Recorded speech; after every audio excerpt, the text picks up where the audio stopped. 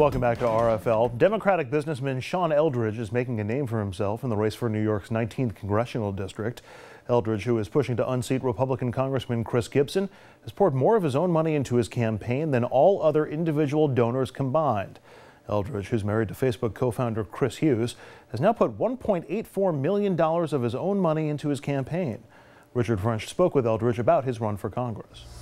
Well, you're in the home stretch here, but it's a newly created district, if you will, or at least a recently won, and you're a new face to politics. So before we get into some of the issues, for people who are just learning about you right now, tell me a little bit about yourself. Well, I really got into politics in December of 2009. I was a student at Columbia Law School at the time, and as some may remember, in December of 2009, there was a vote on marriage equality in the New York State Senate. Yep. There was a lot of hope, a lot of anticipation. I was, I think, one of those people who thought we might win that vote.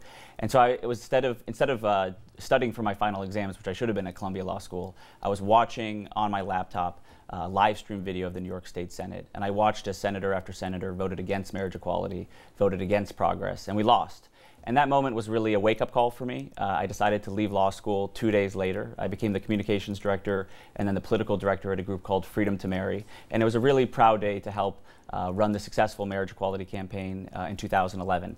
So that's really where I got into politics. Right now I run a small business investment fund called Hudson River Ventures, served on the board of Planned Parenthood in the Hudson Valley, as well as on the board of Scenic Hudson. So have been involved in a lot of issues, and I'm running because I think we really need to do better than the least productive Congress in the history of our country. Well, in a little bit, I'm going to ask you why you want the job. Well, it sounds a simple one. If you look at the approval ratings, I think it's a fair one. But let's get off the table one of the criticisms your opponent has had, which is you're new to the market, you're new to politics here. I think the communications director from at one point said that you were a rich kid that was district shopping. Answer that about the carpetbagging claim. Well, I'm very proud of the work that I've done in the Hudson Valley. I chose to make the Hudson Valley my home for the same reason as a lot of people. I think it's an incredible place to live, to get married as I did here, to start a family, to start a business as I did here.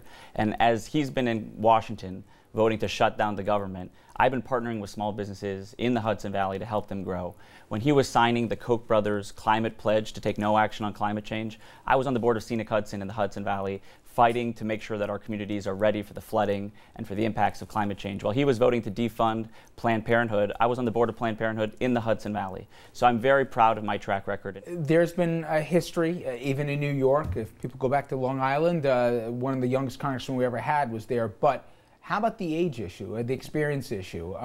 Again, one of the same criticisms from your opponent is they wouldn't have the hubris to say that under the age of 30 they'd know enough about the district, let alone about just things, period, that they'd be equipped to represent the district at such a young age. Yeah. Well, I really hope to bring some new blood, some new energy, and hopefully a greater sense of urgency to the table. We got to do something different. If we keep the same folks who are there for the next 2 years as we've had for the last 2 years, we're going to get the same results. And those results are doing nothing on immigration reform, nothing to raise the minimum wage, nothing to deal with climate change. We've got to act. Sean, you're very clear that you oppose hydrofracking. You don't think it'd be good for the district, and you don't believe in it as a science to this point. Your opponent has said you mischaracterized his position because he said, let's wait on the science, and moreover, he said, you and your husband have investments, including in oil.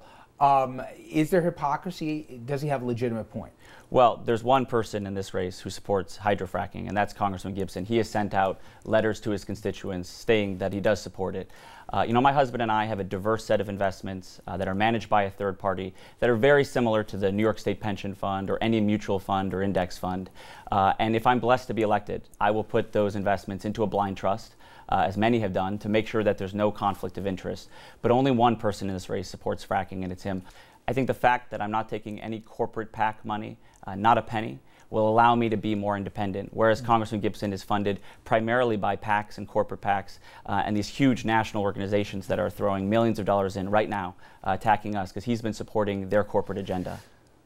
Don't want to get you in trouble in this next one, but we've covered hydrofracking, and a couple of years ago, the governor promised action on that in New York, and we're still waiting. They've been the Blue Ribbon Commissions and everything else, but still we're waiting and waiting, and in all reality, we're not going to know until after the November elections. You're a New York resident, let alone a candidate. Do you think we should have by now either for good or for bad, got more clarity out of the governor's office if this is good or bad signs for New York? Well, I'm grateful we've had the moratorium. I'm grateful that he hasn't allowed it to happen here. But I think he should come out and say that it's wrong for New York State. The more that I learn, the more that I'm concerned. I don't want to pollute our drinking water. In our area, tourism and our natural resources and our environment are incredible economic strength. I don't want to put at risk those strengths for something like hydrofracking. Curious, and I've had this conversation with Sean Patrick Maloney. You are even in a redder district than him. The velocity of gay marriage, it's been, I think, certainly in my lifetime, I've seen an issue where the public has changed as perceptibly as they have.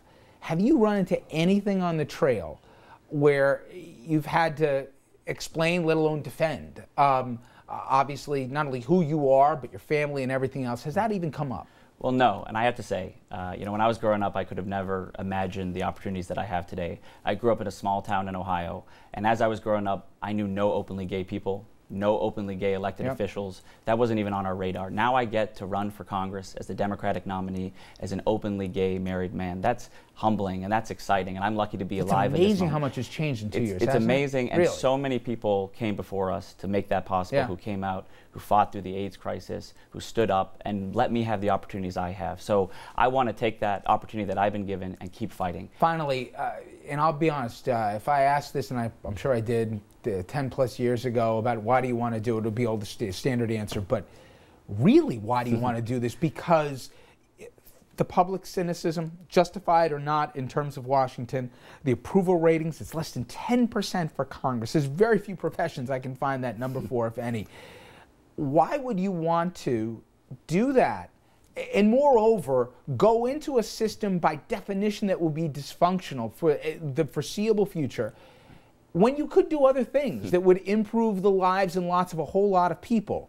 Why do you really want to do this, knowing you're going in with your eyes open that this is a hot mess that is Washington? Yeah, well, it's a fair question, and I think Congress is important, and I think right now the American people aren't being heard in the halls of Congress. I think primarily because big corporate money and special interest money is drowning out their voices, not only in campaigns, but in lobbying and in the halls of Congress. So I want to go in and help make progress on those issues, but also fight for campaign finance reform. We've got to get rid of Citizens United. We've got to get citizen-funded elections. Only then will the American people actually be heard. With that, Sean Eldridge, we wish you the best of luck. It will be a very interesting final few weeks here in the home stretch. Thank you so much. Thanks for having me. Finally tonight, some headlines from the Hudson Valley. Ulster County officials are taking steps to educate residents about Ebola and the enterovirus. County Executive Michael Hine and Health Commissioner Dr. Carol Smith providing the public with information on both viruses, saying one of the best ways to be able to confront fear is to share public health information. At this point in time, there is no case and there is no person of interest, but preparedness is extremely important in this situation, and we've done all in our power to make sure that we are as prepared as possible in Ulster County. Officials say the public has an important role to play in preventing the spread of all communicable diseases by being aware of symptoms and executing common-sense preventative measures.